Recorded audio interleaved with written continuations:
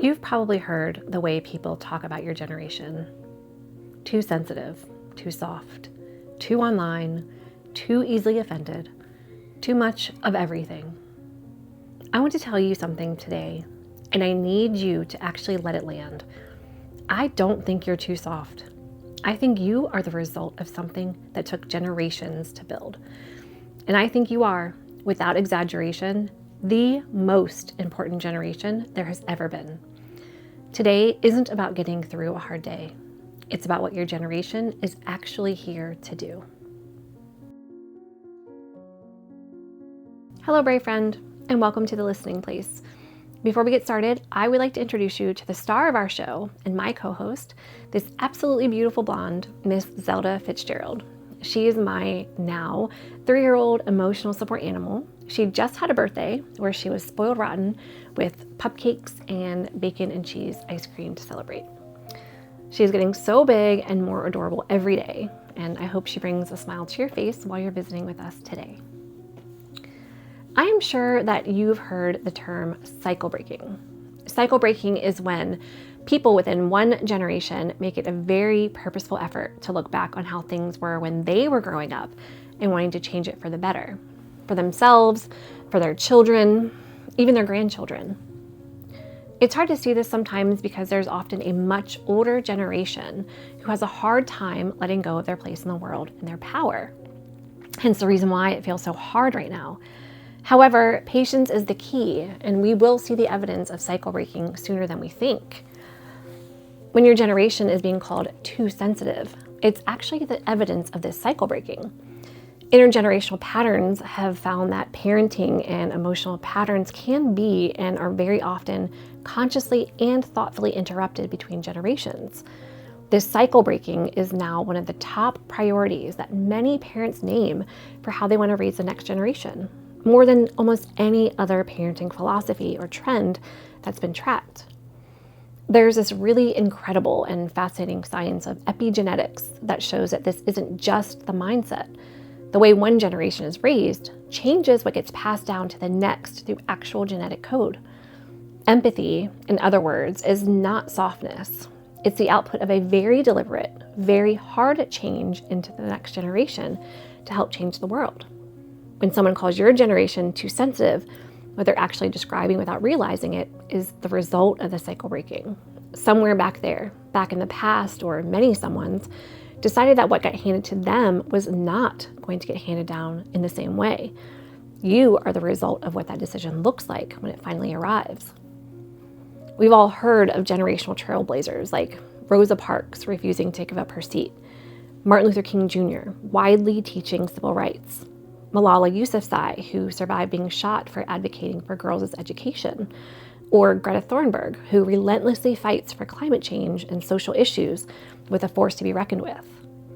In the past, there were these rare exceptions in every generation before us who tried to make big change, and what used to be that rare exception is now, in your generation, thankfully, the outrageous majority.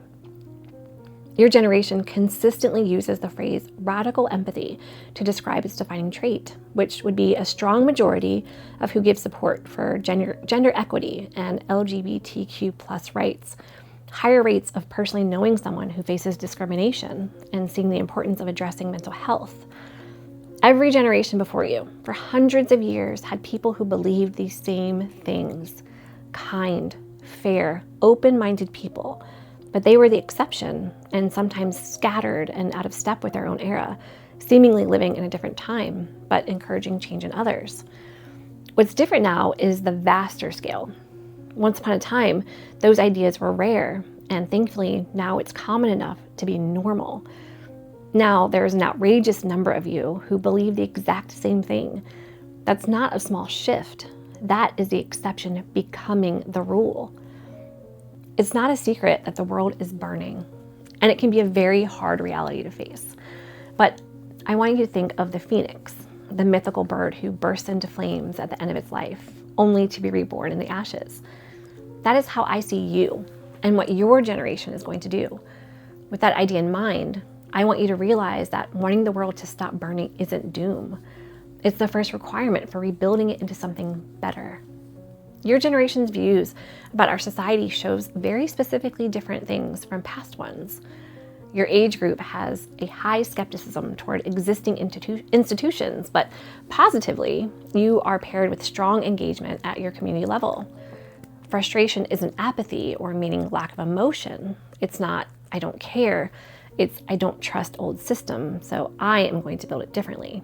There's a combination of strong community engagement and seeing clearly about what isn't working, but you're still willing to show up for it anyway.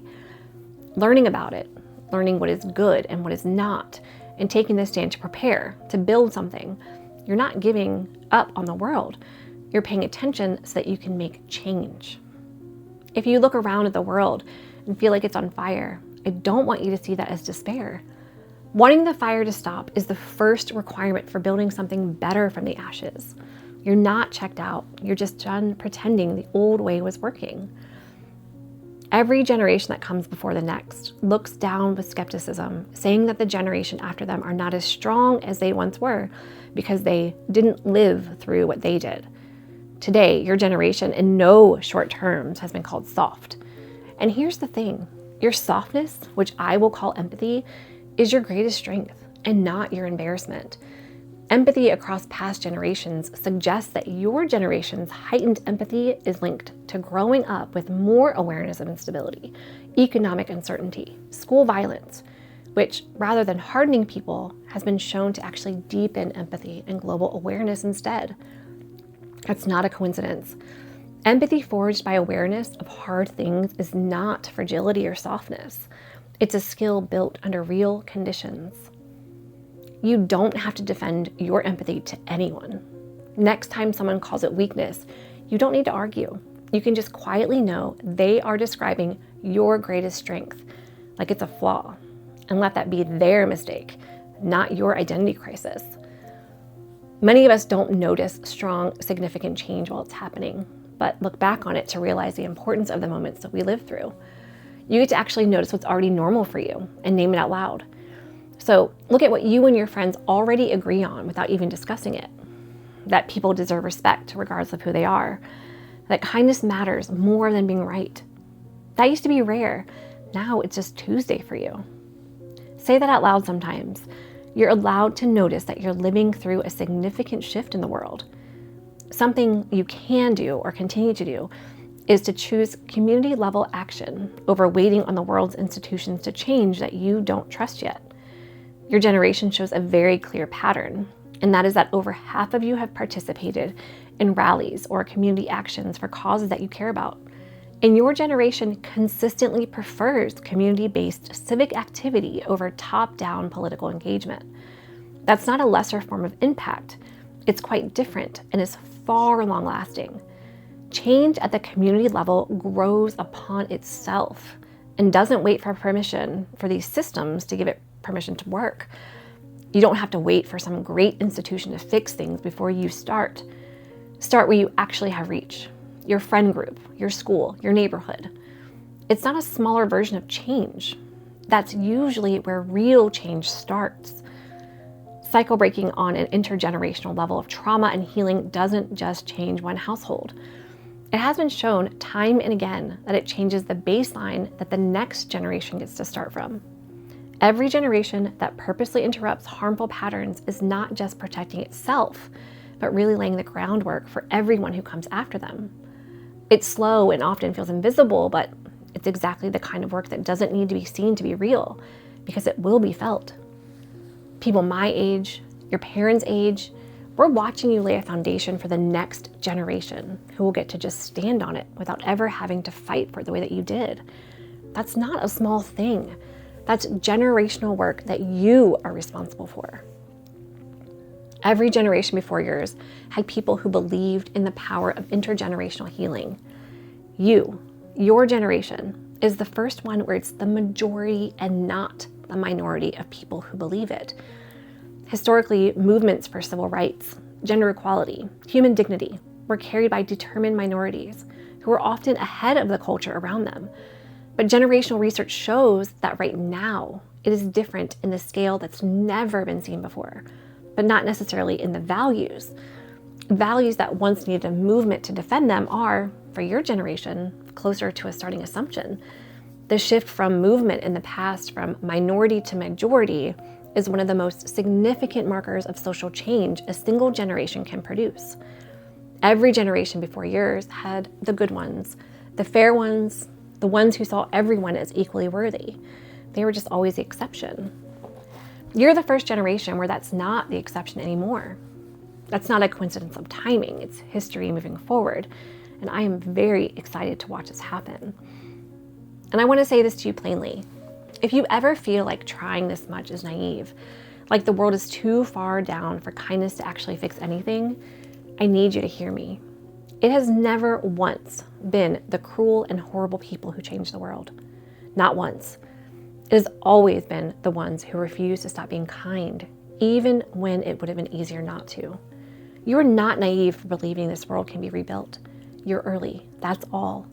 And I am so proud to be alive at the same time as your generation. I truly mean that. So no, you're not too sensitive, too soft, too idealistic. You are the most important generation yet, because you're the first one where being good to people stopped being the exception and started being the rule. Keep building the foundation. I promise you, it's going to hold something incredible. Drop in the comments below what's one thing about your generation that you're actually really proud of. If this episode helped you, please consider liking our video and subscribing to our channel. And if you know someone who this might help, please forward it along. Thank you for visiting us today at the Listening Place. Remember who you are, remember what you stand for, and return with honor. All right, Zelly Wellies, we're all done. You're very, very active today. I'm sure everyone just loved it. Oh, you're such a big girl. Can't believe you're 3. Oh, I love you.